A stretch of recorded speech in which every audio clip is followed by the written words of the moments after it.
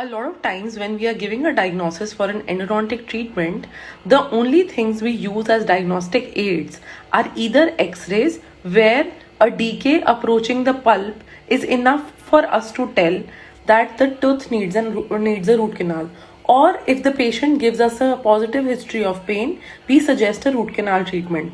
But little do we know that the bare minimum is to perform a sensibility testing with thermal and electrical pulp tester to provide and isolate teeth for endodontic therapy.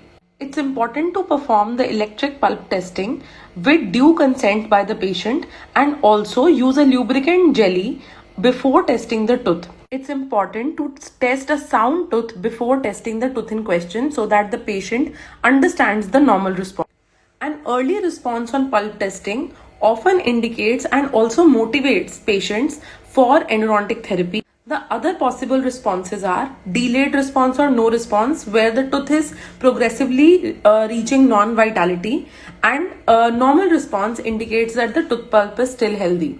Despite all these benefits, we must always remember that it's not a gold standard test and can also give you false findings in case of metallic fillings or fillings that are obstructing the pulp.